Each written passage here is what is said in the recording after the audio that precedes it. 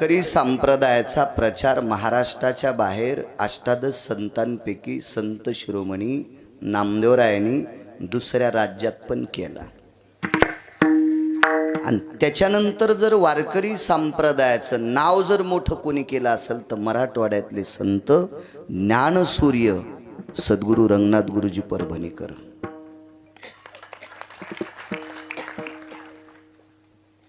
महाराष्ट्राच्या बाहेर नामदेवरायाच्या नंतर वारकरी संप्रदाय बाहेर कोणी दाखवला असेल काय दर्जेदार संप्रदाय, या संप्रदायाची महती काय, या संप्रदायातले लोक किती अधिकारी आहेत ते श्री गुरु रंगनाथ गुरुजी परभणीकरांनी दाखवावं। राज राजेश्वर शास्त्रींनी गुरुजींनी संध्याकाळी काशीला यज्ञ होता, किती मोठ्या प्रांतातली माणसं आहोत आपण। काशीला यज्ञ होता, वय झालं गुरुजींचं, संध्याकाळी लघुशंकेला उठले।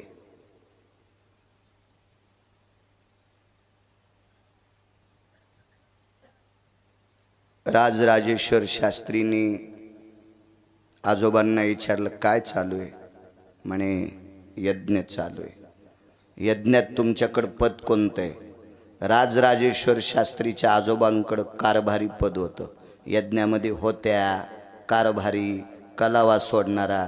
आता तुम्हाला प्राणप्रतिष्ठेचे कळल यज्ञ, फक्त ते हुशार लोक असले पाहिजे तर तुम्हाला कळल, नाहीत मायासारखे असल्यावर तुमची रास मिथून मी सांगतो इथून आणि तू ऐक तिथून, तुम्हाला कळणार नाही, कोणालाच कळणार नाही। ते तसे जाणकार लागतील। विठाला विठाला विठाला विठाला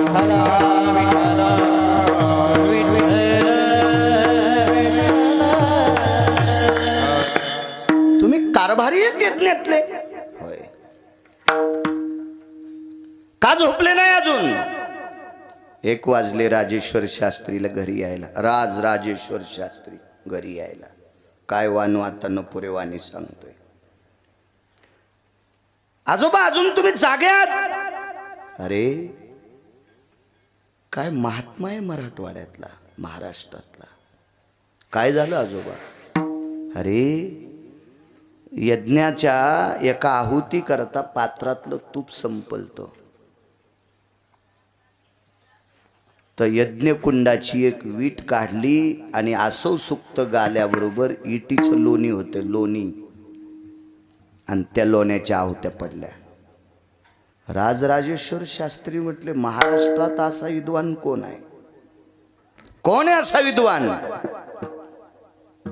त्यांच्या आजोबांनी सांगितलं, त्यांना रंगनाथ महाराज परभणीकर म्हणतात आणि गुरुजींना नाव तिथून पुढे पडलं बरं का, रंगनाथ गुरुजी परभणीकर हे काशीतून नाव पडलं भगवान दादा। मग राजराजेश्वर शास्त्रीने आजोबाला विचारलं 1 वाजलाय रात्रीचा, गुरुजींची भेट घ्यायची, वेळ आहेस की काय? म्हणे ते झोपले असतील, त्यांचं दर्शन घेतल्याशिवाय झोप नाही। लघुशंकेला उठले, विचारलं आश्रमात गुरुजी कुठे आहेत? झोपलेले आहेत, थांबलेले आहेत। काय कर्म नो गहनो गती, गुरुजीला जाग आली, लघुशंकेला उठले। लघुशंकेला जात असताना बूट घालून चालले होते, राजराजेश्वर शास्त्रीने लोटांगण घातलं। रात्री 2 वाजता ती संत परभणी जिल्ह्यातले, ती संत मराठवाड्यातले, काय भाग आहे आपला।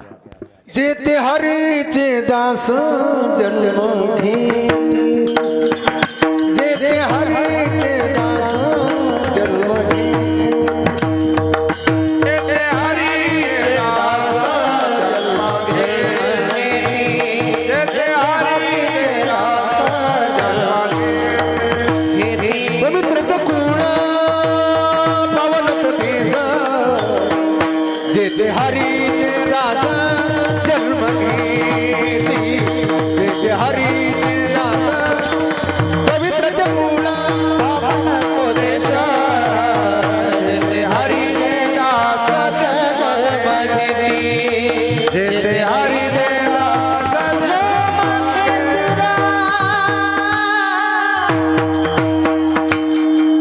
किती मोठे गुरुजी असतील वा।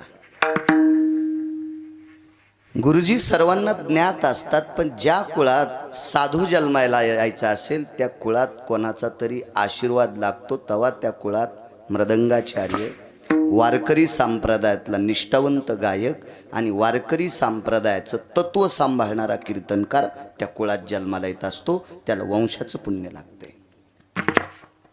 चला, गुरुजी किती मोठे आहेत मला काही सांगता येणार नाही, तेवढी माझी व्याप्ती नाही, माझी लायकी नाही, माझा अधिकार नाही, तो माझा दर्जाही नाही. पण या गुरुजींची परंपरा का तुकोबर आहे म्हणतात काय वानू आता. यांच्या कुळात एक रानोबा नावाची व्यक्ती होऊन गेली. रानोबा सोनपेठून वारी करायची पंढरीची. दशमीला सकाळी स्नाना करता चंद्रभागेत जायचे. स्नान आटपल्याच्या नंतर दशमी, एकादशी आणि द्वादशी सोडली की पुन्हा पायी पायी निघायचे. रानोबा महाराजांचे पाय बाणाच्या कमानीसारखे वाकले, असे वाकले पाय. किती वाऱ्या केल्या असतील.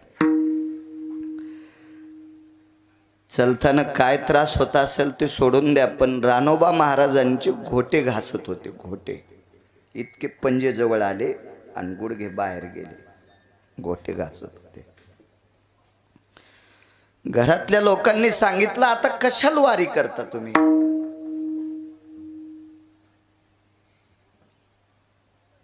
रानोबा महाराजांनी सांगितलं, अरे वारीसाठी माझा जन्म आहे, वारीसाठी. हो, आता काही तुम्ही मला नकार देऊ नका, जाऊ देत जा. वारीहून आल्याबरोबर 4 दिवस उठायचे नाही. इतके पाय सुजलेले असायचे, पायाला वर्ण पडायचे. पण कधी त्यांनी घरच्यांपाशी अशी व्यथा मांडली नाही. पाय दुखतेत रे, आमकं होतं रे, तमकं होतं रे, काहीच नाही. त्यांना माहीत होतं आपण म्हणलं की आपल्याला पुन्हा नकार करतील, जाऊ नका म्हणतील. ठीक आहे. एकदा वारीला रानोबा महाराज गेले. रानोबा नावाचे ठराविक लोक माझ्या यादीत आहेत, म्हणजे माझ्या वाचनात. मी यादी करणारा कोण नालायक, पण माझ्या वाचनात आहेत. त्याच्यापैकी रानोबा नावाची एक वारकरी होते. त्या वारकऱ्याला पंढरपुरातल्या मालकांनी चोखलेला अर्धा आंबा त्या वारकऱ्याला भेटला. हे रानोबा वारकरी सोयराबाईचे सासरे होते. मंगळवेढ्याचे मालक श्रीमंत चोखोबाराय यांचे वडील होते. आणि जन्माला आल्याबरोबर ज्यानं भजन केलं त्यांचे आजोबा होते. काय नाव होतं बापू? उपजता कर्म मेळा वाच विठ्ठल सावळा, वाच विठ्ठल सावळा, वाच विठ्ठल सावळा. उपजता कर्म मेळा वाच विठ्ठल सावळा, वाच विठ्ठल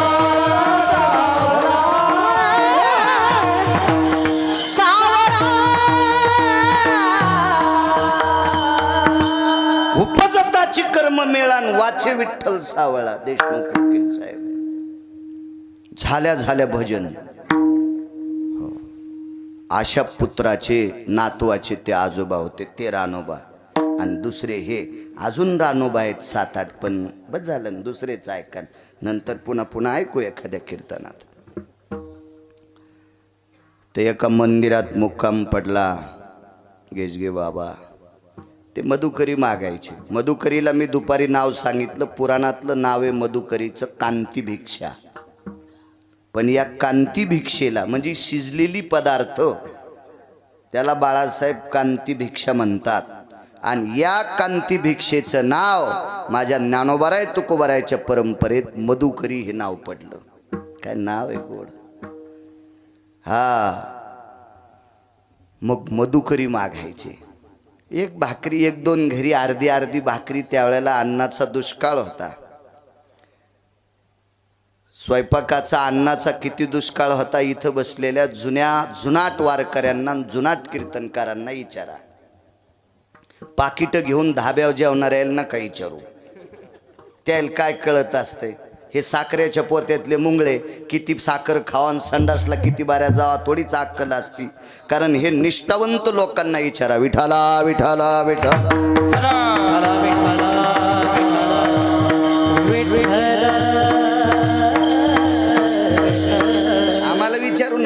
वाऱ्यातले लोक आहेत.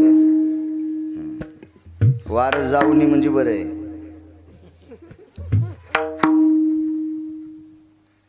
अर्धी चतकोर भाकरी 2-3 घरी वाढली. नाथ महाराज मंदिरात आले, एकट्यानं भजन केलं. शरीर थकलं होतं. अर्धी चतकोर भाकरी खाल्ली, मंदिरातल्या मारुतीरायाला प्रणाम केला आणि रानोबा महाराज झोपले.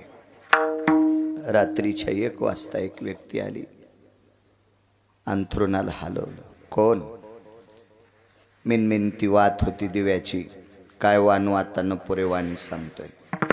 आपण ज्या भागातले त्या भागातली संत किती मोठे होते इतका दर्जा लक्षात ठेवा.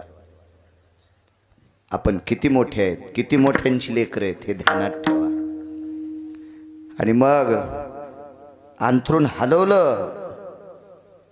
भगवान दादा उठले. कोण? वाट सुरू आहे मी. दिव्याचा बारीकसा प्रकाश होता. रानोबा महाराज म्हणले कधी आले? चलताचे. जेवण? चलताचे. पिशवीतली मधुकरीतली अर्धी भाकरी काढली. आपल्याकडं भाकरी बांधायच्या पालवाला पालव गाळणं किंवा भाकरीचा कपडा म्हणायचे. त्याला मुख्य नाव आहे पालव आणि गाळणं. हा शास्त्रातला शब्द आहे, गाळणं आणि पालव. रानोबा महाराजांनी ती भाकरी ठेवली. महाराज आयुष्यभर ज्यांनी वाऱ्या केल्यात त्यांनी मधुकरीचा प्रसाद आहे आणि त्यांचा हात लागलेला प्रसाद आहे. पालव असा पांगवला गाठ सोडली आणि समोरच्या व्यक्तीनं भाकरी खाल्ली. मला चांगलं कळतंय, जुन्या काळातली माणसं भाकरीचा कुस्कूर सुद्धा असा हातावर घेऊन खात होते. हातावर घेऊन खात होते. अन्नाला जपत होते माणसं. जेवण केलं आणि तो नाटक्याच माणूस होता आल्याला. तो वारकरी नव्हता महाराज, कळेल तुम्हाला. वळकटी टाकली रानोबा महाराजांच्या बाजूला आणि वळकटीहून उठले आणि रानोबा महाराजांच्या पायाला हात लावला. तुमची सेवा करू का? वाक्य ऐकता का दर्जेदार वारकऱ्याचं? रानोबा महाराजांनी सांगितलं, दादा मी 4थ्या आश्रमात आहे. मी 4थ्या. आणि 4थ्या आश्रमात गेलेल्या व्यक्तीने बायकोला सुद्धा पाय दाबू द्यायचे नाही. आश्रमो चतुर्थाति जायम सभार्यांति वर्णो स्थिता पानिग्रहणोस्तत क्रियानाम शैवम नैवाति कायायम. हे काय नालायकच वाक्य, मोठ्यांचं वाक्य. मी 4था आश्रम स्वीकारला रे. मी जिच्याशी पाणी ग्रहण केलंय तिला पाय चुरू देत नाही. तुम्ही कोण? आणि या मधुकरीच्या भाकरीचा अर्धी भाकरी दिली याचा उपकार फेडण्यासाठी माझे जर तू पाय दाबत असशील तर मला कोणी नरकात टाकावं देवाला सुद्धा कळणार नाही. काय वानू आता सांगतोय? नकोय. पण समोरचा हट्टी होतं. हट्टी म्हणण्यापेक्षा नाटकी होतं. नाटकी म्हणण्यापेक्षा चतुर होतं. चतुर होतं. आणि इतका आग्रह धरला, इतका आग्रह धरला. पायावरचं पांघरण बाजूला केलं आणि पायाला जखमा झालेल्या होत्या. अरे अरे तुमच्या पायाला जखमा आहेत कशा? वारी करतो. कधीपासून? पूर्ण वृत्तांत सांगितला. हे ऐकायला मारुतीराय साक्षीला होते. जगातला 1 नंबरचा वारकरी. हो, मारुतीराय काय सामान्य दर्जा होता का? केवळ वनीचे वनचर पाले खावीर वानर चारी मुक्ती त्यांच्या किंकर सवे सुरवर वंदिती. केवळ वनीचे वनचर. सेवेच्या बाबतीत जर विचार केला तर मारुतीराय सारखी सेवाच नाही. तुम्ही आम्ही सगळे सेवा करू पण भाकरीचे तरी कानकोंडे आहेत. मारुतीरायनं भाकरी पण पंढरपुरातल्या मालकाला मागितली नाही आणि काम तर केलं. काय खाऊन बापू? पाला खावणी वाहिले पर्वत बांधियल सेतू सिंधुवारी बांधियल सेतू पाला खावणी वाहिले पर्वत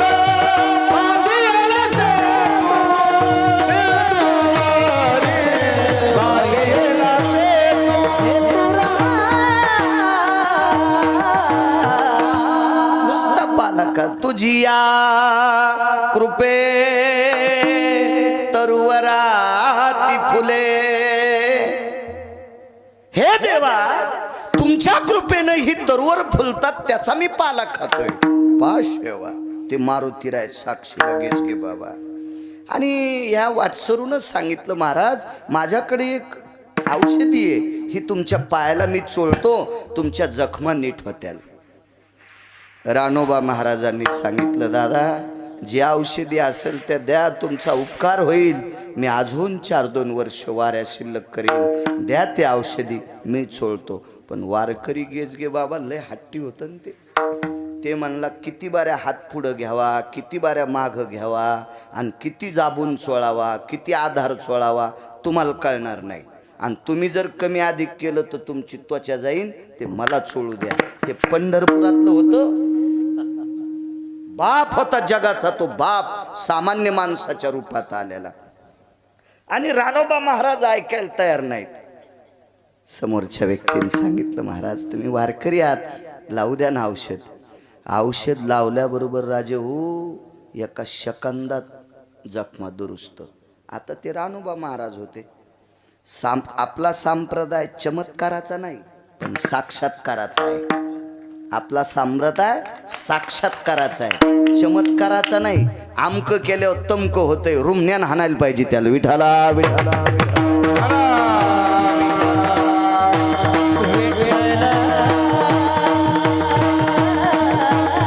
आपल्या संप्रदाय साक्षात्कार येत, चमत्कार नाही, साक्षात्कार येत. आणि ते दुरुस्त झाला पाय, हात धरला. कोण येत आपण? एवढी तुमच्या हातात ताकद.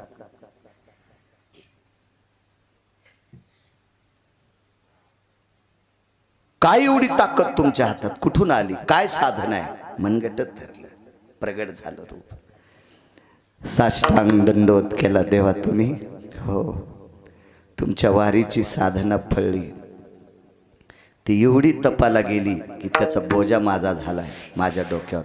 ब्रह्मांडाचा धनी तो संती केला ऋणी, हे कर्ज आहे माझ्या डोक्यावर. आणि ते फेडण्यासाठी, तुमच्या पायाच्या जखमा दुरुस्त करण्यासाठी आलो. आणि महाराज एक करू का आता?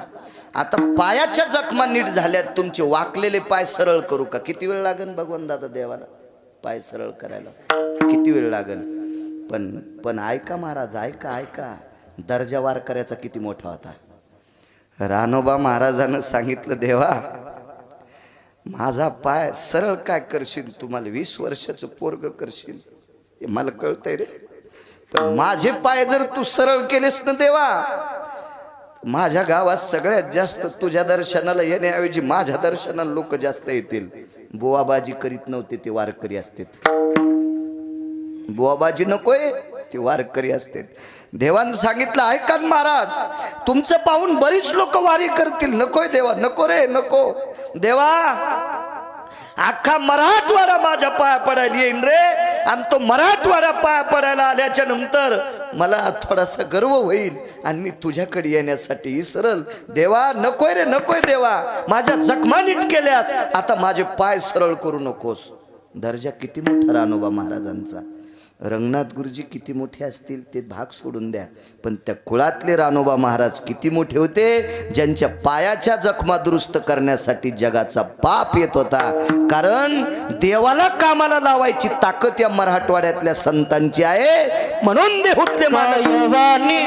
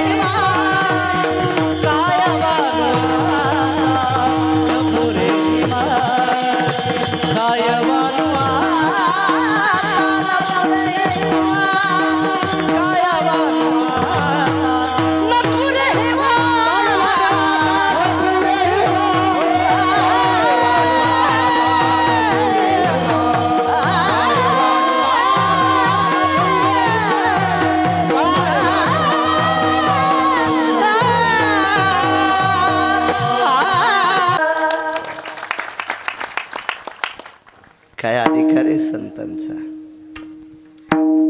किती मोठी व्याप्ती आहे. एकदा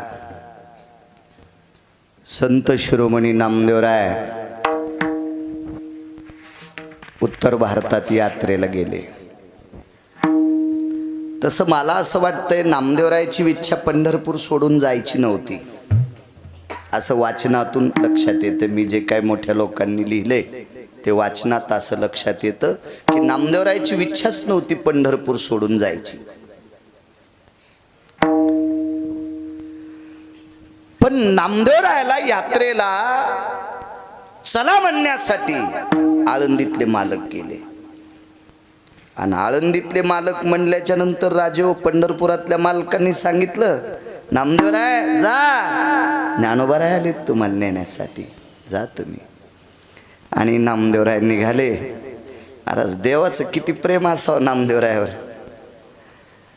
नामदेवराय भगवान ज्ञानोबाराय म्हणाले, माऊली हारूस साबडे नामा माझे. माझा साबडा नामदेव आहे, त्याला सांभाळून द्या. भगवान रडू लागले आणि नामदेवराय यात्रेला गेले. त्या उत्तर भारतातल्या एका प्रांतातला राजा यवन होता, मुस्लिम होता. काय वानू आता न पुरे वाणी सांगतोय. यवन होता, मुस्लिम. आणि त्या राजाच्या प्रधानाचं नाव होतं चारुकीर्ती. तो हिंदू होता. राजा मुस्लिम आहे आणि प्रधान हिंदू आहे. असू द्या राजाचं नाव काय असेल ते, पण प्रधानाचं नाव होतं चारुकीर्ती. हा चारुकीर्ती नावाच्या प्रधानाला महती माहीत होती महाराष्ट्रातली. आणि माऊली महावैष्णव ज्ञानोबाराय आणि नामदेवराय आपल्या प्रांतात आले. तसं चारुकीर्तीला कळालं. तो वैष्णव संप्रदायातला होता, तो सनातन संस्कृतीतला होता, पण काम करायचा मुसलमानाकडे. माझ्या वाचनात एक कविता आलती, ती मला नव्हती कारण माझ्या पाठीमागच्या अभ्यासक्रमात होती. आणि मी शाळेत गेल्यावर अभ्यासक्रम 10 वर्षाला बदलत असतो पाठ्यपुस्तक निर्मितीत. त्या अगोदरच कविता होती. एक आपल्याकडे इंग्रजांचं राज्य होतं, गोऱ्या सरकारांचं. आणि त्याच्यातले 2 अधिकारी इतके भडवे, ते हरामखोर नालायक होते. आपल्यातले काही सेवक होते, त्या सेवकांना शिखा होती. शिखा म्हणजे शेंडी, आणि गंध असायचा. आणि मग त्या नालायकांना, त्या हरामखोरायच्या, त्या बुजदिलांच्या लक्षात आलं यांची जलोशी कशी करायची. म्हणून काडतुसाला गायीची चरबी लाईत होते भडवे, ते गायीची चरबी. आणि काडतुस तोंडान तोडावं लागायचं. ते नखानगी तुटत नसते, असं दातान तोडायचं आणि मग ते फेकायचं, तर ती तोंडाला चरबी लागायची. ते एका व्यक्तीनं पाहिलं, म्हणे तुम्हाला शिखा आहे, गंध आहे, शेंडी आहे, गंध आहे, तुम्ही वैष्णव आहात, सनातन संस्कृतीतले आहात, याला गायीची चरबी लावली, तुम्हाला माहिती आहे तरी दातानं. ते म्हणला, आमची काय काळज उलटे नाहीत, पण आम्ही पोटाची शर्मिंदे. ती कविता केलती, नच उलटे काळीज त्याची, परी शर्मिंदे अन्नाचे. नच उलटे काळीज त्याचे, परी शर्मिंदे अन्नाचे. लेकर बाळ जगवायचे, आम्ही नोकरीला आहेत, मालक नालायक, आम्ही काय करावं. तसा हा चारुकीर्ती सनातन संस्कृतीतला होता. योगायोगानं यवन राजाचा तो प्रधान आहे. आणि राजाला सांगितलं, राजे साहेब, आपल्या प्रांतामध्ये 2 वैष्णव आलेत, वारकरी आलेत. तो हिंदी भाषित होता, ज्ञानदेव नामदेव. वा. आता काही राजे, बिदरचा बादशाह वाईट कसं म्हणता येईल, ढाळेगावकर. समाधीचा जीर्णोद्धार बिदरच्या बादशाहाने केला. पुन्हा एक सांगतोय, संत शिरोमणी नामदेवरायाचं लग्न त्याच राजाने केलं, त्याच्या अगोदरच्या. हा पुढचा काळ झाला, तो 700 वर्षापूर्वीचा काळ होता. म्हणजे सगळ्याच जातीत माणसं वाईट असतात आणि सगळ्याच जातीत माणसं चांगले असतात. मला जात दाखवा बरं वकील साहेब, त्या जातीतली माणसं दारू पित नाहीत. औषधाला तर गावसायची नाही. सगळ्या जातीत हरामखोर माणसं आहेत आणि सगळ्या जातीत चांगली माणसं आहेत. म्हणून कोणाला शिव्या द्यायचा प्रयत्न करी जाऊ नका, रट्टे खातात. विठाला विठाला विठाला विठाला.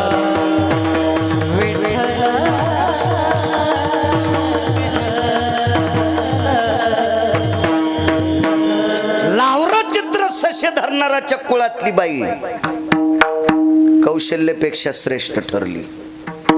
लाहोर चित्र ससे धरणाऱ्याच्या कुळातली बाई यशोदेपेक्षा श्रेष्ठ ठरली. आणि लाहोर चित्र ससे धरणाऱ्याच्या कुळातली बाई विलासबुवा देवकीपेक्षा श्रेष्ठ ठरली. जातीवर सांगतोय. कौशल्या मातेचं रामप्रभूवर प्रेम होतं, पण वनवासाला जाताना ररड्या जीव द्याला का?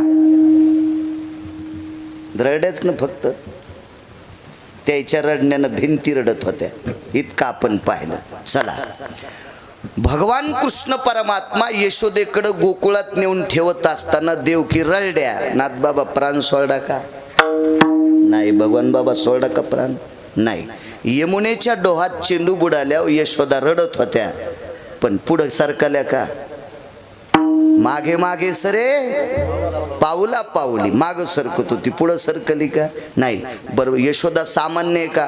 गंगाखेडचे आईसाहेब सांगतात, धन्य यशोदा ती माय दाशी जनी वंदी पाय. अधिकार होता आईसाहेबांचा.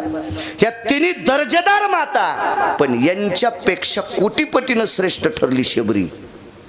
प्रभू रामचंद्राच्या पायाच्या जखमा पाहिल्या, पाय धुवाच्या निमित्तानं. विचारलं, देवा जखमा कस काय?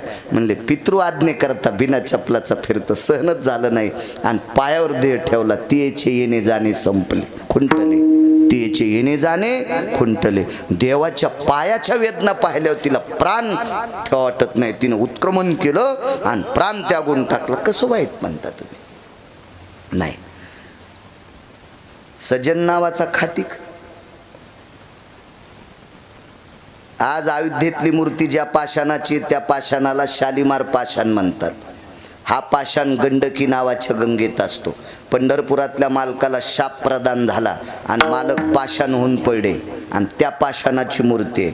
त्या पाषाणाच्या मूर्तीला तुळशीच्या पानाचा नैवेद्य असतोय आणि त्या शालिग्रामाचा पाषाण तराजूत ठेवून एकीकून मास टाकून एकीत होता सज्जन नावाचा खाटीक. सज्जन कसा या लागे मास.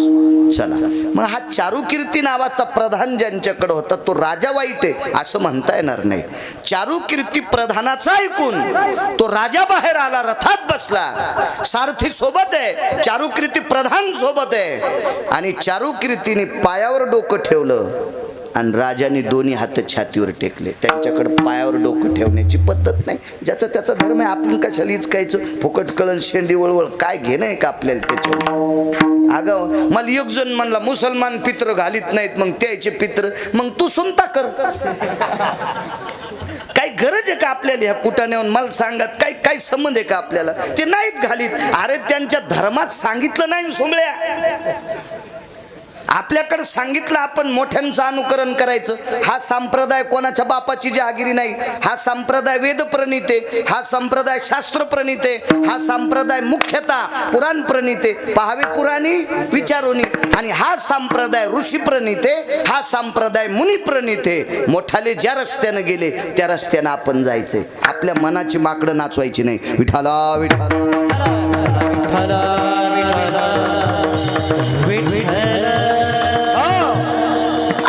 छातीवर हात ठेवले. नम्रतेचं लक्षण आहे ना ते. छातीवर हात ठेवणं सुद्धा नमस्काराचं लक्षण आहे. एक पुराण असा एक महती आली युद्ध कार्यामध्ये. द्वापार युगातला एक प्रसंग होता. शस्त्र संपले आणि जयद्रथ ह्या 24 लोकांपैकी हरामखोर होता. हे दुर्योधनाचा मेवना होता. हे 24 लोक नालायक होते महाभारतात. याचे नाव सकाळी सकाळी घ्यायचे नाही. शकुन्या, दुःशासन्या, दुर्योधन्या, जयद्रथ्या बजाले 4. 24 पैकी 4. 20 घरी गेल्यावर पहा. गुत थोडं घेतलं मी सगळे सांगायला. बाकीच्या महाराजाला विचारण मात पिना पाडता का? विठाला विठाला विठाला.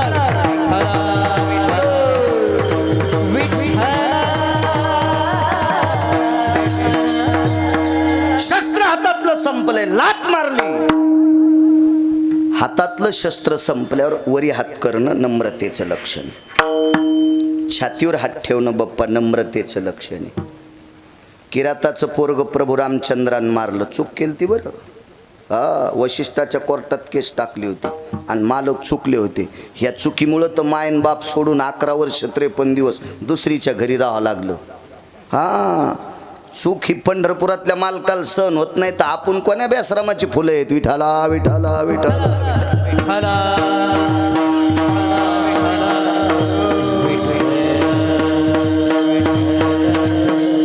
काय सांगू लागलो.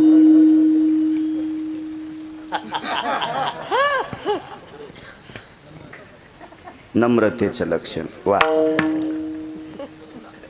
तर ती किराताची बाई स्वतःच्या पोराचं प्रेत घेऊन आली ती प्रभू रामचंद्राच्या दरबारात. तिथं प्रेत घेऊन आल्याच्या नंतर दोन्ही हात छातीवर ठेवले. पाया पडता येत नाही ना, जगाचा बाप आहे, माफ करा म्हणे. नम्रतेचं लक्षण आहे. आपल्याकडे नम्रता सांगितली म्हणून त्याने छातीवर हात ठेवले, हे नम्रतेचं लक्षण आहे. आणि त्या चारू कीर्तीनं ज्ञानोबारायच्या चरणावर लोटांगण घातलं, नामदेवरायच्या चरणावर लोटांगण घातलं. बघा किती मोठा अधिकार या लोकांचा. दोन सांगतो मुद्द्यात मुद्दे. माऊली महावैष्णव ज्ञानोबारायने तहान लागल्याच्या नंतर एका विहिरीला पाणी लावलं. मला वाटतंय तो खूप उचंबळाला. तव गडगडीत कुवा उदके ओसंडला. तव गडगडीत कुवा उदके ओसंडला. कल्पांती खवळला सिंधू दैसा. सिंधू दैसा कल्पांती खवळला सिंधू दैसा.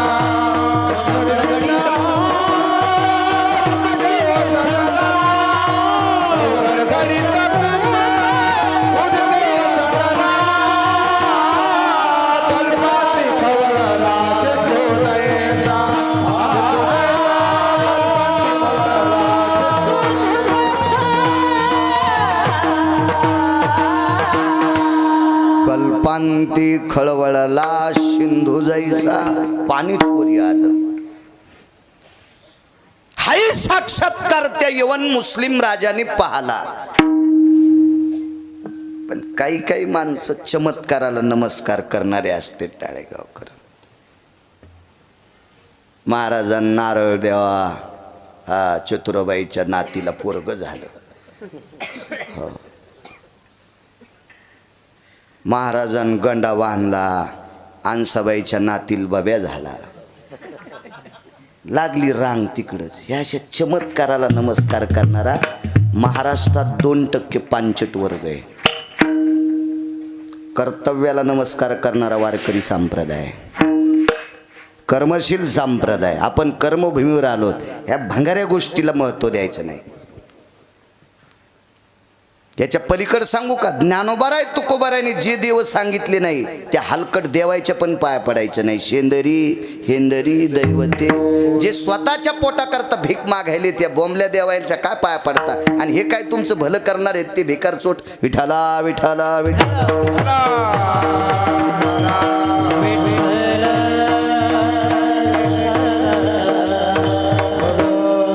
तसा त्या राजाच्या यवन मुसलमान राजा त्याच्या लक्षात आलं. एक महात्माजीने बोले, ही रील काय म्हणते हिंदी भाषेत, बावडी. मला काय हिंदी येत नाही. माई हिंदी इधर से गाडी आई, गाडी चली गई मैं खाली राहिला. काय गरज आपल्या मराठी येते ना, कशाला आगावपणा आहे का नाही.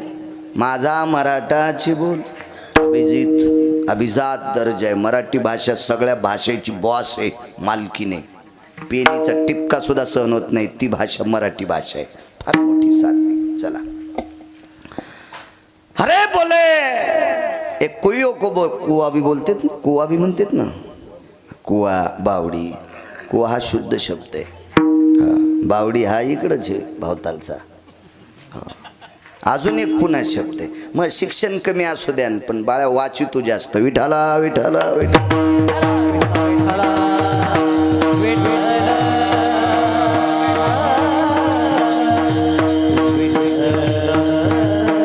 जाऊ द्या. हिंदीत कुवान बावडी, मराठीत काय म्हणते तिरीला.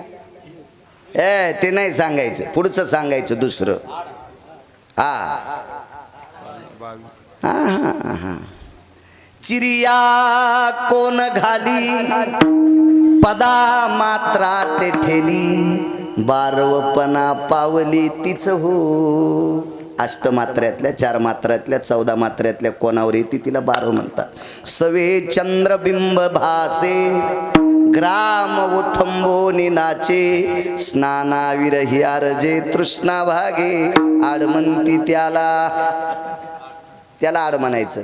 पण तुम्ही गावातल्याला आड म्हणतेत राजे हो. पुढचं ऐकन गिरगाव करायचं हे पहिल्या वर्गातलंय. कॉलेजमधलं ऐकन पुढचं विठाला विठाला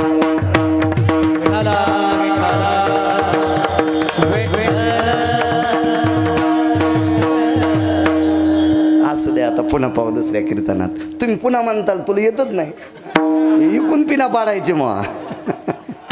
आपलं शिका. माझं मत आहे आपलं शिका. विरील काय म्हणावं ते आपलं शिकावं.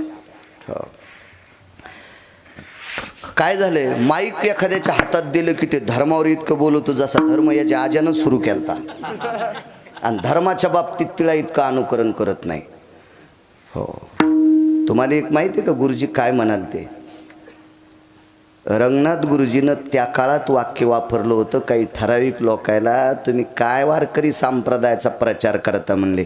तुमचे पोट्टे इलायतीत शिकायला येतं आणि तुम्ही इकडं आम्हाला गाथा मराठीत सांगता हे तुमचा नाही उद्धार होणार. ते झोपलेच सगळे विठाला विठाला विठाला.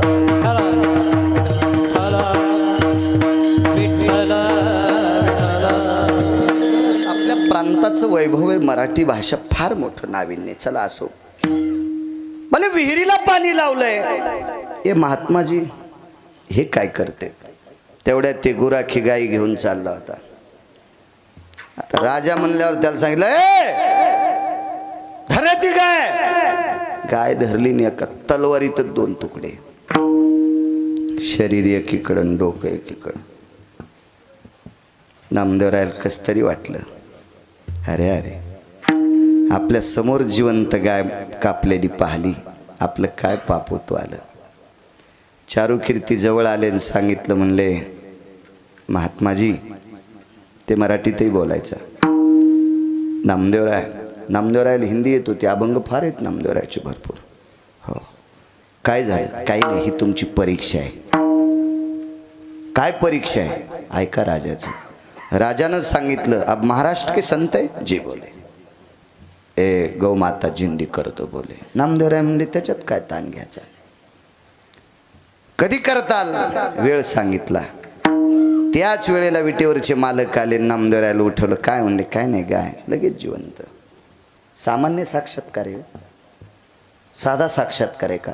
हा साक्षात्कार आनंद आश्रमामध्ये उत्तर भारतामध्ये कबीरजींच्या कानावर गेला आणि कबीरांनी उत्तर भारतात नामदेवरायाचा वारकरी संप्रदायाच्या बाबतीत महती गायली.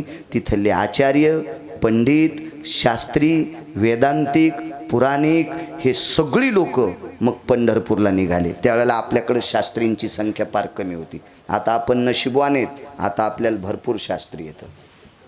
हो खूप खूप शास्त्री. पण माझ्या जन्माच्या अगोदर महाराष्ट्रात 3च शास्त्री आले.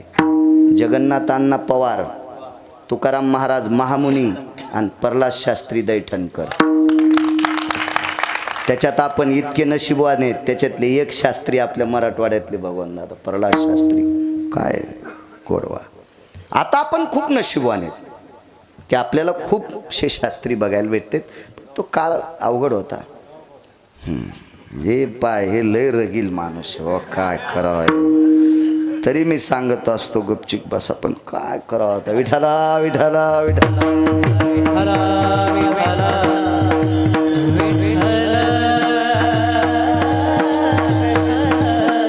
असे शास्त्री आले आणि ही यात्रा चलत असताना उत्तर भारतात कान्होगोवारी नावाचा एक संन्यासी भेटला. त्याच्या जटा धरायला 400 शिष्य होते. जटा दाढीन मिशा सांभाळायला 5-50 इतक्या मिशान दाढी लांबलेल्या होत्या. हो. आणि जटा धरायला शिष्य होते. लय वैभवशाली. ते सोन्याच्या चुलीवरचा स्वयंपाक खात होतं. सोन्याची चूल फक्त लाकडं सोन्याची नसते. हो. लाकडं कसे सोन्याचे. माधव महाराज मगर सांगायचे. हो. परमार्थातले आधुरी लोक. मी एक तर वाचून सांगतो नाही तर महाराष्ट्रातल्या फक्त 6 लोकांचं ऐकून सांगतो. अजून 7व्याचं ऐकून सांगितलंच नाही आणि फजिती करून घेणारही नाही. विठाला विठाला विठाला.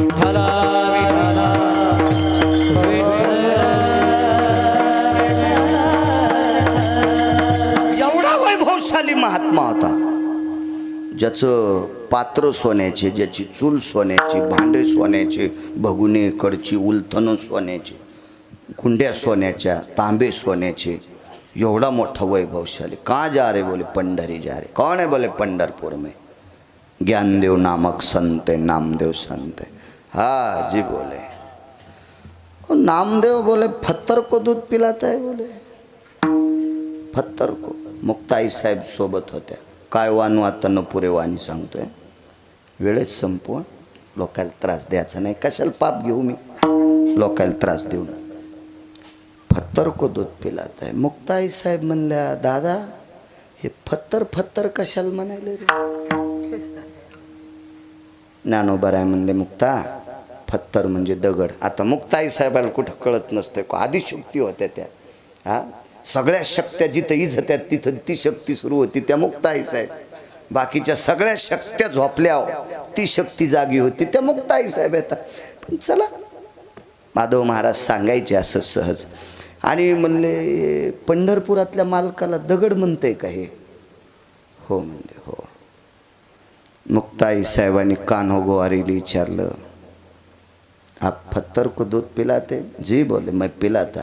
सोन्याच्या गुंडीत दूध आणलं, मांडीवर चिरा घेतला. आता आपलं चिऱ्याचंच दगड आहे, याला चिरा, खरं नाव चिरा असतं बरं या पाषाणाला, चिरा.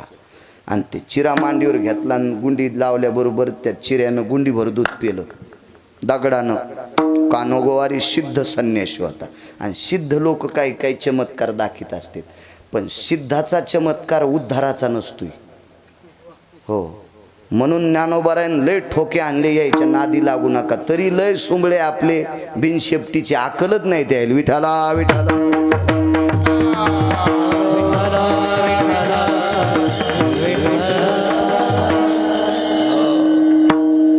एका साधूनं 29 वर्ष घातले तोंडातून जाळ काढायसाठी. तोंडातून जाळ काढा 29 वर्ष. आणि स्वामीराम भेटले. स्वामीराम म्हणजे 1949 ते 51 एका पीठाचे शंकराचार्य होते ते. स्वामीराम शंकराचार्य होते 1949 ते 51. आणि त्यांनी भेटले म्हणले, काय साधना 29 वर्षामध्ये 10 वर्ष घातले ना, आता साधना प्राप्त केली, मी चूल पेटितो. केल्याबरोबर इस्तूत बाहेर पडला. आणि स्वामीराम म्हणले, किती वर्ष घातलेस? 10 वर्ष गेले. म्हणले 29 वर्ष झाले, आता साधना तपाला आली. मी आता एका आदल्यातच इतकी साधना तप केली. म्हणले आदल्यात? आणि मग डबी केवढ्याला असेल ती? कवडी, दमडी, खडका, आदला, लालपई, ढबल पैसा, याच्यातच असं ना ती एक डब्बी काढायची पेटी. माझ्या लहानपणी 10 पैशाला होती, 5 पैशाला होती. तर त्या काळात काय असेल स्वामीरामांच्या काळात? मग 29 वर्ष झालं तू साधना करून तोंडातून जाळ काढी तू. मी आदला खर्च केल्यावर अख्खा कशाला म्हणतील गावन घेऊन मिरी सांगायला लागलो. हो, लाखो मेलेले फुकायची ताकद माझ्या डब्बीत आहे. मग या सिद्धीच्या क्रिया, सिद्धी लावी कोण तया, अशा काही चमत्कार असते, चमत्कार. मग त्यालाही ती सिद्धी प्राप्त होती. सिद्ध्या काय असतात? अनिमा गनिमा. माऊली महावैष्णव ज्ञानोबारायने कोण्या सिद्धीचं लाघव केलं? तर लघिमेचे लाग. हा, लघिमेचे लाघव. लघिमा नावाची सिद्धी. गाथा ओरिजिनल वाचायचा तर माथा शुद्ध होत असते. हे नारे नारे नारे नारे नारे नारे काय ते चाललाय सध्या आता काळ. हो हो, हे तुमच्यातल्या 2% लोकांकडे लय पैशाचा जोर झालाय, हे तुम्ही जास्त वाढवलंय. विठाला विठाला.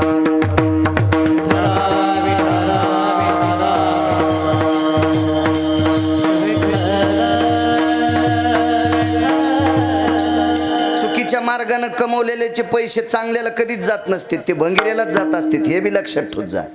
म्हणून निष्ठेनं परमार्थ करणाऱ्या वारकऱ्याने हे डोक्यातच घ्यायचं नाही, तुमच्याकडं हरामखोराचे पैसे येणारच नाहीत, हे भंगिऱ्यालाच जाणार. कधी बी डोक्यात ठेवायचं. विठाला विठाला विठाला.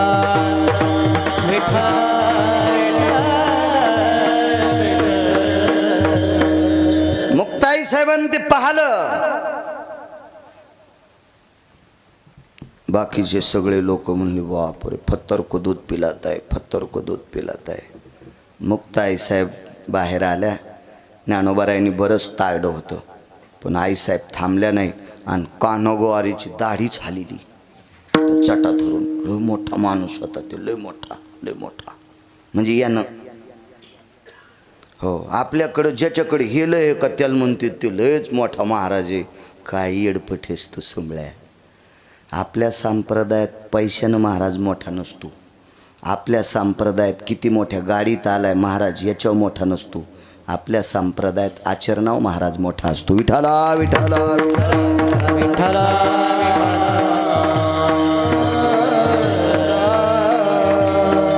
हे पसारा आहे.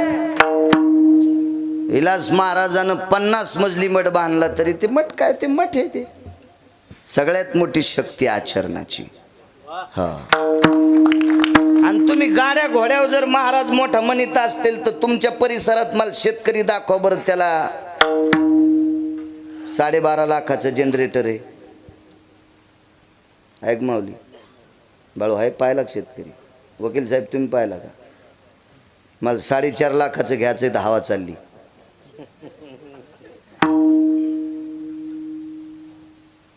तर 14.5 लाखाचं जनरेटर कोणाला असतं माहिती का राजेव? लोकनाट्यवाल्याला.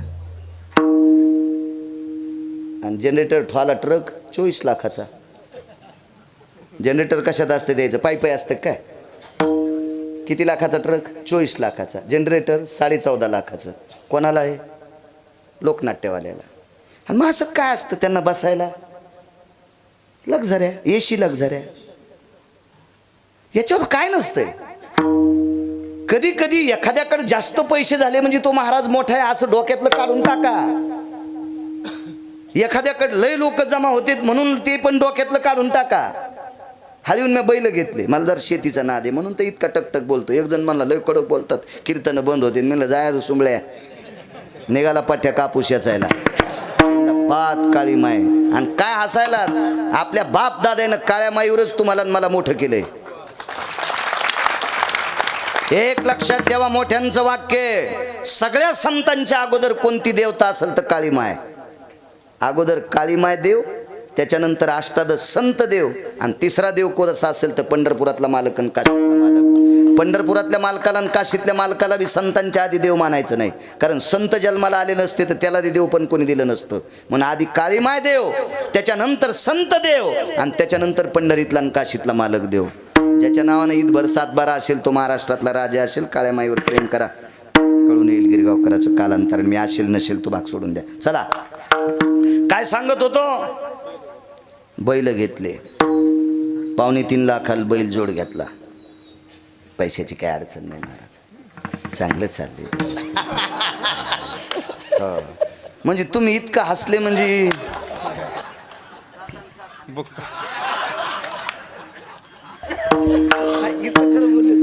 नाही, मी कुठंच बोल. मी प्रत्येक कीर्तनात सांगतो मला पाईप आहे. मला दाबून सोडून गप्पा हाणायचा नादच नाही. आमची इथे एक बाई गावरान तुपात चपात्या खात होती. काय खाल्लं जिजी तर काय नाही, कुटके खाल्ले. सकाळच्या मसळच मेली. देव म्हणला तुपात चपात्या खातीन, कुटके म्हणाली, मसळच मेली. मग चांगलं चाललंय, मी कशाला कुथू? मालकाची कृपा आहे, सगळं चांगलं चाललंय, गोड चाललंय पद्धतशीर. तुम्ही घरचं खाता तरी सुखी आहेत. मी महाराष्ट्रातल्या किती गावातलं तूप खाल्लंय तरी कुथायलो. आणि नियम मला इंच भर जागा ठेवायचा नाही लाल करायची. आहे का नाही? किती आहे का नाही? महाराज लोकांनी कुथायचंच नाही, आपण अद्याप नाही. चला, 2.25 लाखाचा बैल जोड आणला. खाला काय त्याला?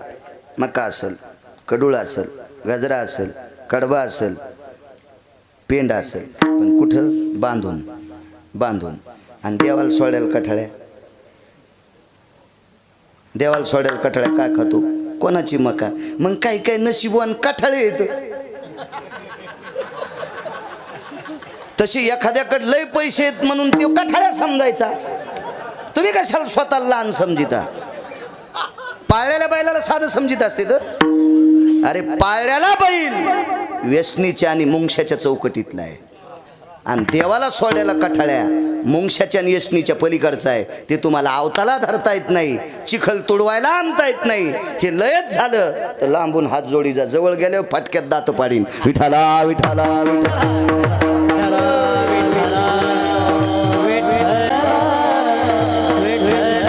असा एक वैभवशाली कानुगोवारी होता. नाव नाही ठेवायचा. वैभव कानगोवारीला नाव ठेवायची माझी काय पात्रता आहे? त्याचं पुराणात नाव आहे.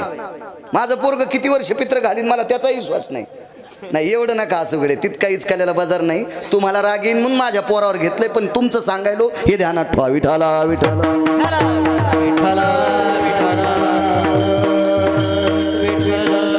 ताई साहेब म्हणले अरे झिपऱ्या,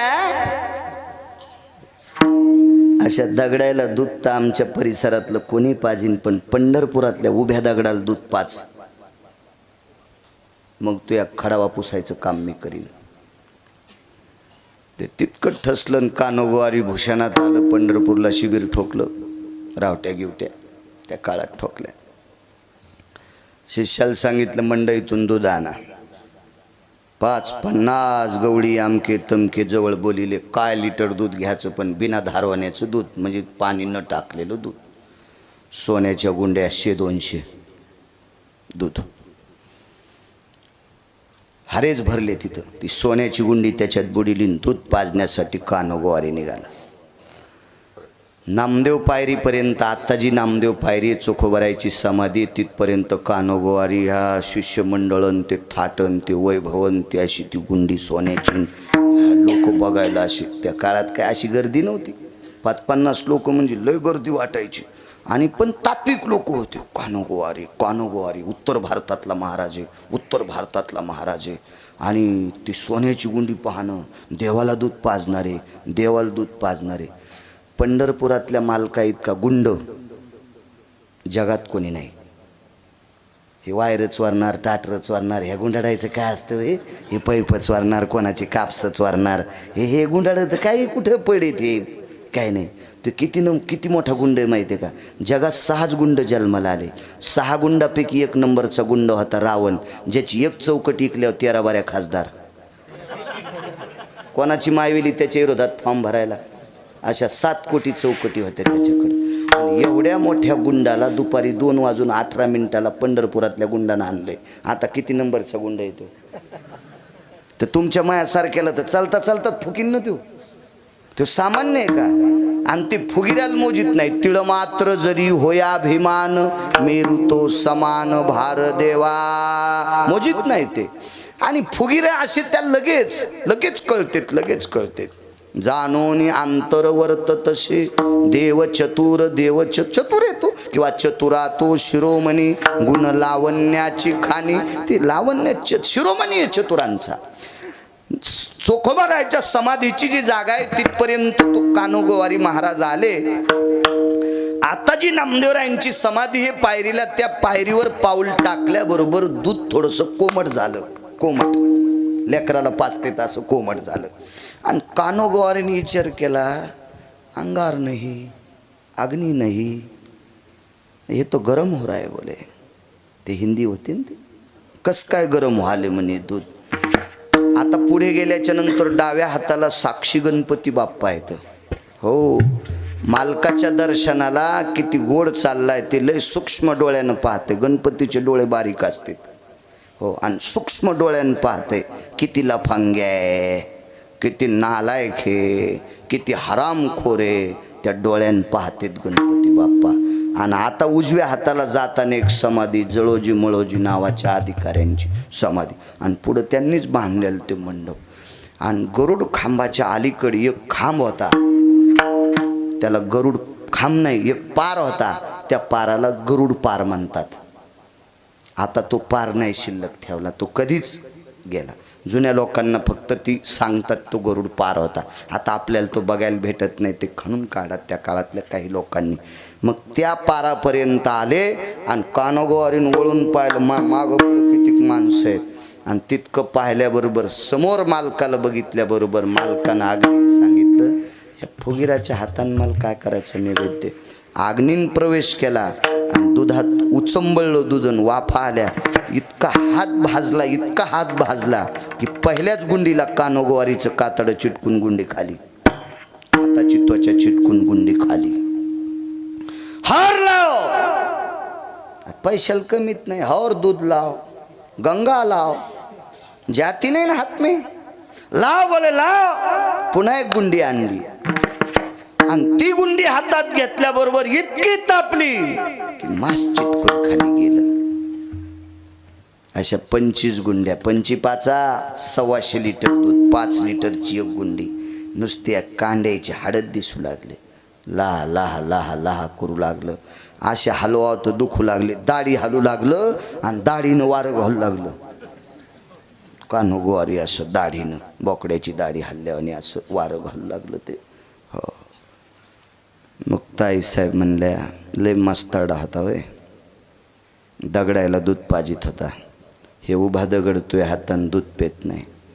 ज्ञानोबाराय म्हणले, कानो गोवारी जी ठीक है बोले, नामदेव काही ये बोले, ये ते साथ में थे बोले. हो, मोठी माणसं बजबज बोलत नसते, मोठाले माणसं लय मित भाषित असते. साच आणि मवाळ, मितुले आणि रसाळ, शब्द जैसे कल्होळ आम्र. काही काही बोलायचं लय येडेवानी नाद असतो.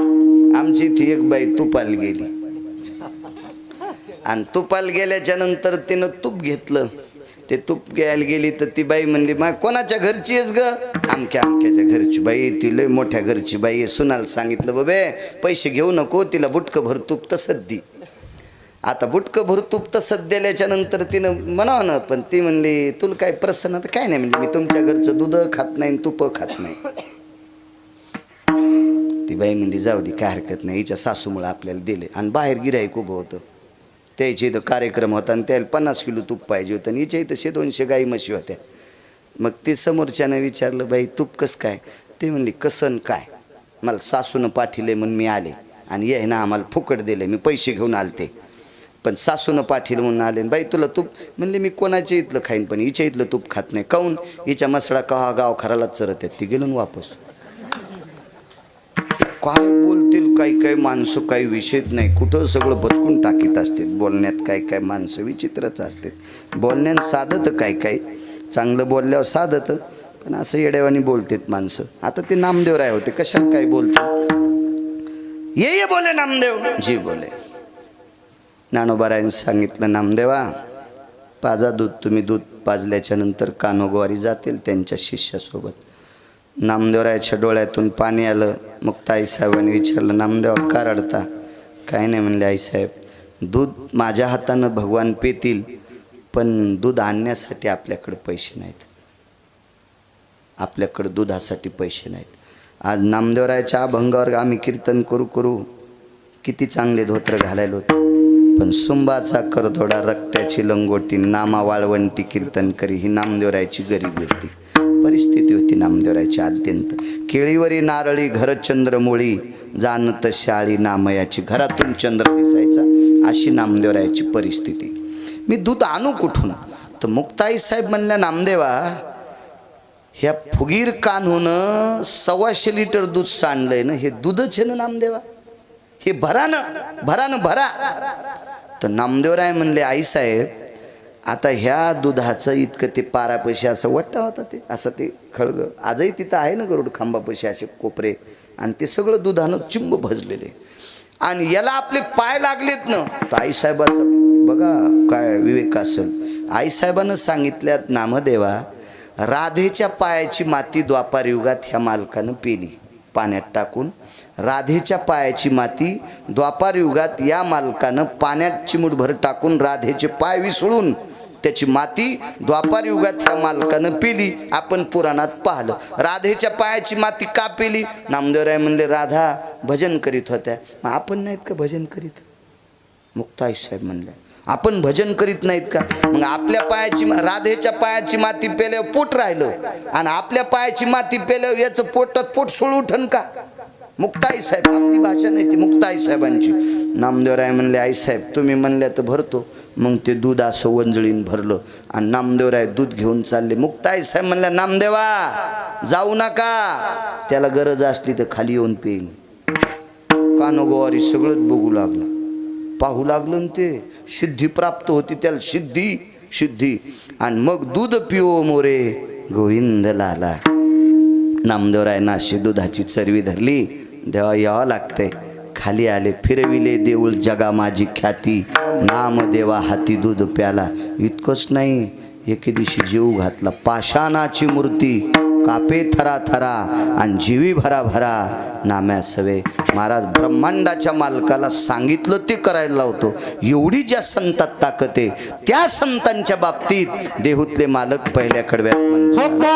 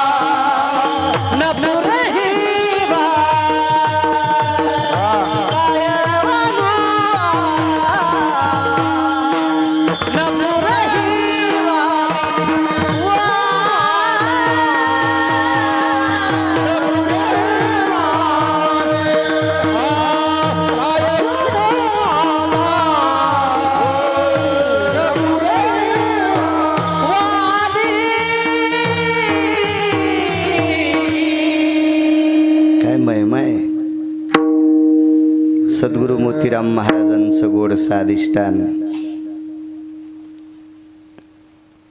त्यांच्या मूर्तीची प्राणप्रतिष्ठा आदरणीय विलासजी महाराज गेजगी मोठ्या श्रद्धेने इथं करतात. महाराज ज्या साधूनं आपल्या प्रांतातली सगळी लोक आध्यात्मिक क्षेत्रात आणली त्या सद्गुरु मोतीराम महाराजांचा काय मोठा दर्जा असेल महाराज, काय मोठी व्याप्ती असेल, काय टोक असेल. आणि अशा पवित्र संतांचं अधिष्ठान इथे आदरणीय विलासजी महाराज करतात. महाराज तुम्हाला कोटी कोटी धन्यवाद. परिसरातल्या प्रांतातल्या सर्व सद्भक्तांना जाता येता सद्गुरु मोतीराम महाराजांचं दर्शन होतंय. महाराज ही देवमान्य संत आहेत, ही संतमान्य संत आहेत, नुसती जगमान्य नाहीत, ही देवमान्य लोक आहेत. आणि अशा महात्म्यांचं अधिष्ठान हे पवित्र आश्रमावर विलास महाराज करतात. महाराज तुम्हाला कोटी कोटी धन्यवाद. प्रांतातल्या लोकांनी सुद्धा सात्विक सदाचारी पुण्यशील पावन वारकऱ्यांच्या पाठीमागे राहिलं पाहिजे की जे धर्माचं काम करतात, धर्म उंच नेण्याचं काम करतात. असं जर कोणाच्या हातात सूत्र असेल तर ते सूत्र कधीच तुटू नये, ती दोरी कधी तुटू नये, त्याच्यासाठी बळ तुमच्यासारख्यांचं पाठीमागं असावा. या परिसरातल्या सर्व जनतेला विनंती करतो. मृदंगाचार्य आदरणीय बाप्पा सुद्धा आहेत, त्यांनाही धन्यवाद प्रणाम. या परिसरातलं जुनाट गायन क्षेत्रातलं व्यक्तिमत्व आदरणीय भगवान महाराज विसातकर, आदरणीय नवीन तरुण तडफदार कीर्तनकाराच्या यादीमध्ये मोठे आदरणीय आमचे नाथ महाराज आहेत. प्रमाण आटोकाट ज्यांना गोडशी अशी पाठ आहेत असे उत्तरेश्वर बापू वांगीकर आहेत. ज्यांच्या आवाजाची बुलंद तोफ आहे असे आमचे आदरणीय श्रीराम महाराज पांचाळ आहेत. त्यांच्या बाजूचे गटांगरेकड महाराज आहेत. मस्तक माझा पायावरी या वारकरी संतांच्या परिसरातून बऱ्यापैकी आलेल्या श्रोते जनार्दनांच्या चरणी साष्टांग प्रणिपात करतो. महाराजांनी सांगितलं रोज गावातली लोक भरगच्च अन्नदान करतात. महाराज त्या अन्नदात्यांना सुद्धा कोटी कोटी धन्यवाद. राजे हो, संत शिरोमणी नामदेवरायांचा एक अभंग आहे, उदक दाने सदा सुखी अन्नदाने दृढायुषी. आपल्या विहिरीचं, आपल्या बोरचं, आपल्या मोटारीचं पाणी जर कोणी पेत असेल तर त्या घरातल्या लोकांना सुख प्राप्त होते. आणि आपण कमवलेल्या द्रव्यातल्या पैशाचं प्रसाद अन्नदान जर कोणी घेत असेल तर त्या घरच्या लोकांना दृढ आयुष्य प्राप्त होत असते. आणि त्यातली त्यात अन्नदान केल्यानं तर आयुष्य प्राप्त होतच, पण जिथं सद्गुरु मोतीराम महाराजांचं अधिष्ठान आहे, जिथे सद्गुरु मारुती महाराज असतील, सोपान काका असतील, आदी करून या सर्व संतांचं अधिष्ठान आहे, अशा संतांच्या अधिष्ठानावर केलेलं अन्नदान पांडवाच्या यज्ञाला लाजविल इतकं मोठं अन्नदान आहे. हो, कारण कपोतकल्पित नावाच्या साधूने दुसऱ्याच्या खळ्यावर वेचलेलं धान्य, खळ्याच्या पाळूवर खळ, परसडीच्या बाहेर, परसडी कळतीन ज्यांच्या पॅन्टीवाल्याला नसती कळत परसडी, तुम्हाला कळते का?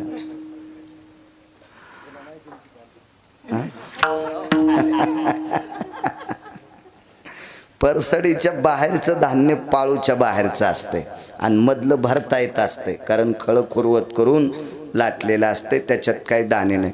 हे बाहेरचे दाणे कपोतकल्पित नावाच्या साधून वेचायचे आणि तुळशी वृंदावनापाशी 3 पानगे करायचे, एक देवाला ठेवायचं, एक गंगेत सोडायचे आणि एक गाईला द्यायचे. आणि हे एक पानगं देवापसलं ते स्वतः घ्यायचे. गाईच्या बाबतीत फार मोठं सांगितलं. आमचे सगळेच कीर्तनकार गाईच्या बाबतीत सांगतात, पण गाई नाहीत सांभाळीत. गाय सांभाळायला पाहिजे. एका पकवाद्याकडे एक गाय असावा, एका गुणीजन मंडळीकडे एक गाय असावा आणि कीर्तनकाराकडे 11 पासून पुढं असावा. हां, बस झालं. म्हणजे तुम्ही काही याच्यातून मुक्त झाले. तुम्ही आता 7-8 होतेलच ना, त्याच्या करायचं काय? आम्हाला तरी चिले पिले सांभाळायचे, तुम्हाला तरी कोण सांभाळायचं आहे का नाही? केलं पाहिजे तुम्ही. आपण लोकांनं जर गायी सांभाळल्या तर बऱ्यापैकी पुण्य वाढेल. गायीच्या बाबतीत फार मोठी ताकद आहे. सांभाळायचं. माईवरण, गाईवरण, बापावर सगळ्याला बोलता येते. सांभाळता कोणाला येते? बोलता कोणाला येते? तमाशातल्यानं तरी तुम्हाला कुठं शिव्या दिल्यात? त्यानं कुठं शिव्या दिल्यात? बोलण्यापेक्षा बोले तैसा चाले त्याची वंदावी पावली. याच्या पलीकडे सांगू का? सांगे परी वागे त्याशी थोर मानावे आणि सांगे परी न वागे त्याशी चोर मानावे. की बोले तरी करणे कठीण. वा वा वा. त्याच्याकरता गायी असावं. इथंही गायी असल्या तर सद्गुरू मारुती महाराजांना, सद्गुरू सोपान काकांना, गुरुवर्य सद्गुरू मोतीराम महाराजांना फार आनंद होईल. कारण कोट्यवधी रुपयाचं घर शुद्ध करण्यासाठी वास्तुशांतीला एक गाय बांधित असते. तर हे परिसर पवित्र करण्यासाठी गायीची किती ताकद. महाराजांकडे 2 गायी आहेत. वा, धन्यवाद, चांगली गोष्ट आहे. हो, असो. असं पवित्र हा कपोतकल्पित नावाच्या साधूनं दाणे येसलेन देवापुढचा नैवेद्य स्वतःला घेतला. तितक्यात एक कुत्री आली आणि कुत्र्याचा स्वभाव असतो खाणाऱ्याच्या हाताकडे पाहणं, तोंडाकडे पाहणं, असं खालीवरी मान करीत असतं. कुत्रं खाली हात केला की खाली पाहतं, वरी घास केला की त्याला भूक लागते. म्हणून तर जेवताना कुत्रं जवळ नसावा असा पुराणाचा सिद्धांत आहे. त्याचं कारण सांगतो. चिंच खाणाऱ्या माणसाच्या जवळ उभं राहिलं की तोंडाला पाणी सुटतं आणि कुत्र्याच्या जवळ बसलं की जेवत बसलं की त्याच्या तोंडाला पाणी सुटतं आणि त्याच्या तोंडाची लाळ खाली पडली की विज्ञानाच्या भाषेत त्याच्या लाळीमध्ये रॅबीज असतात आणि पुराणाच्या भाषेत त्याचं वेगळं नाव आहे जंतूचं. ते मग घरी गेल्यावर वाचा. आता टाईम संपला ना, आहे का नाही? शिजल्यावर जाळ घालणं म्हणजे वरण करपून जात असतं, आहे का नाही? शिजल्यावरही जाळण वाया जावायचं मूळ कशाला आपण जाळ घालायचं? 11 10:30लाच संपवायला पाहिजे होतं. काय लगे मीटर जळालं तुमचं, आहे का नाही? हा, हो ना. त्या साधूनं सूर्याला थांबायला लावलं. आपल्याला काय पाकिटं घेणार आहे? जर जरा जरा टाईम झाला तर काऊन घड्या बघायच्या, आहे का नाही? आहे का नाही? घडीनंच हाणायचं. हे नाहीत तसे म्हणा, बाकीच्या बचबच करून याच्याकरता म्हणायलो विठाला विठाला विठाला.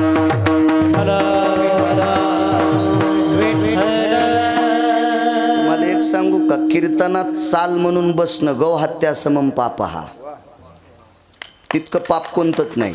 कीर्तनकाराला 2 बी अभंग पाठ नसू द्या, तुम्ही त्याला काय नालायक समजायचं तर समजा, पण कीर्तनकार ज्या जागेवर बसून कीर्तन करतोय ती जागा नामदेवरायांची आहे. आणि त्या नामदेवरायाचा जर कोणी अपमान पाकिट घेऊन करीत असेल तर मला तरी वाटतंय त्याचा संसार वरून नाही पेटायचा, खालून पेटन. मी नाही सांगत, मोठ्यांचं वाक्य सांगतोय. माझी पात्रता सुद्धा नाही, मी मोठ्या लोकांचं ऐकून सांगतोय. आपल्या संप्रदायात बऱ्यापैकी असा घाणेरडा प्रकार चालू आहे. हे मोबाईल व्हॉट्सअपच खेळते. अरे, लोकनाट्यातली लोक सुद्धा एका तिळा इतकं चूक करत नाहीत. कीर्तन चालू असताना व्हॉट्सअप खेळतो, अख्ख्या जीवनाचं व्हॉट्सअप होऊन जाईल. तू लोकांना चॅटिंग करतो, अख्खं घर तो चॅटिंगमध्ये जाईल. मूर्खपणा चोटोके. संप्रदायाचे नियम येतं. चला, मला बसून कीर्तन करावं लागतं, हेच माझं एखाद्या जन्मातलं पाप असेल म्हणून बॉयलजेन तुटलाय. तितकं सुद्धा मला दुःख वाटतं की आपलं वय नाही आपल्याला बसायचं. पण चला, वाचिलं तीही मालकाची कृपा म्हणावं लागेल. काय सांगत होतो? कपोत ते कुत्र्याचे ते रॅबीज म्हणून जवळ लय लोकांच्या घरी लय कुत्र्याला आखली नाहीत, कुत्रे कुठं बसवा. 55 लाखाची गाडी घेतली, स्टिअरिंगवर ते बसलं आणि कुत्रं त्याच्या सीटवर बसलंय. म्हणजे बापाला त्या सीटवर बसायचं नाही. अशा काही कुत्र्याला आखली नाहीत, कुत्रे कुठं बसवा. देवाला नैवेद्य नेत असताना झाकून का नेतात माहिती आहे का? सर्वात दोष कुत्र्याच्या दृष्टीचा आहे. शास्त्र सांगते त्याच्या पाठीमागं. आणि ते खाली पडलेल्या लाळीवर जर पाय पडले ना तर ती लाळ सर्वत्र घरात पसरत असते म्हणून कुत्रं. आणि कपोतकल्पित नावाचे साधू जेवत असताना अन्नदान करणाऱ्याची ताकद सांगतो इथल्या संस्थांवर. जेवत असताना त्याच्या ती अर्धी भाकरी मोडीन कुत्र्याला फेकल्याबरोबर त्या कुत्रीनं तोंडात, ती नेमकीच जणलेली होती 1-2 दिवसापूर्वी, तिला 1-2 पिलं झालते, पोट उपसलेलं होतं, खाल्ल्याशिवाय पिलांना दूध देता येत नव्हतं. ती भाकरी तोंडात धरणं आणि भाकरी फेकणारा अलीकून आणि कुत्रीच्या तोंडात भाकरीन तितक्यातून मुंगूस गेलं. मुंगसाचं अर्धांग सोन्याचं झालं. अर्धांग हे मुंगूस कितीतरी यज्ञात लोळलं, त्याचे राहिलेलं अंग सोन्याचं झालंच नाही, उलटे सोन्याचे केस लोळल्यानं गळून गेले. याचं एकमेव कारण होतं सुदामदेवाच्या नंतर विटेवरच्या मालकाचं, वैकुंठातल्या मालकाचं, भगवान विष्णू परमात्म्याचं निष्ठेनं भजन करणारा जर कोण होता तर कपोतकल्पित नावाचा साधू होता. आणि नामधारकानं फेकलेली भाकरी त्याच्या नामाच्या यज्ञात मुंगसाचं अंग सोन्याचं होतंय. मग ही भजनाची साधना आहे, हे भजनाचं क्षेत्र आहे, हे भजनाचं स्थळ आहे. इथं सद्गुरू मोतीराम महाराज, सद्गुरू मारुती महाराज, सद्गुरू सोपान काका आदी करून सर्व संतांचं अधिष्ठान. इथे एक मला वाटतं रामगिरी महात्मा होऊन गेले, गंगागिरी महाराज होऊन गेले. त्या गंगागिरी बाबांचं सुद्धा इथं अधिष्ठान होणार आहे. आणि ज्या संतांनी भजन केले अशा संतांच्या दरबारात केलेलं अन्नदान शरीराचं सोनं होणार नाही, पण जीवनाचं सोनं झाल्याशिवाय राहणार नाही. आपल्या जीवनाचं सोनं झाल्याशिवाय राहणार नाही. इतकी मोठी ताकद असते अशा पवित्र ठिकाणी अन्नदान केल्याची, फार मोठी शक्ती. आणि म्हणून जेवढे अन्नदाते आहेत, पंक्तीचे यजमान आहेत, त्या सर्व पंक्तीच्या यजमानांना कोटी कोटी धन्यवाद देतो. चालत असलेला हा मूर्ती प्राण प्रतिष्ठा आणि कलशारोहणाचा कार्यक्रम, मंदिर सुद्धा इतकं दर्जेदार बांधलं महाराज तुम्ही की ते मंदिर पायापासनं वरी शिखरापर्यंत पूर्ण पाषाणाचं आहे. चांगल्या प्रतीचा पाषाण आहे. ज्या पाषाणाला हजारो वर्षाचं आयुष्य असतं की शक्यतो ते पाषाण कशी वितळत नसतो, उघळत नसतो, अशा दर्जेदार पाषाणाचं मंदिर विलास महाराज तुम्ही बांधलं. म्हणून असाच दर्जा कायमस्वरूपी इथं भक्ती संप्रदायाचा राहो आणि तो टिकवण्यासाठी माझ्या ज्ञानोबाराय तुकोबारायची तुमच्यावर कृपा हो, अशी ज्ञानोबाराय तुकोबारायच्या चरणी प्रार्थना करतो आणि माझ्या वाणीला विराम देतो. विठोबा रखुमाई.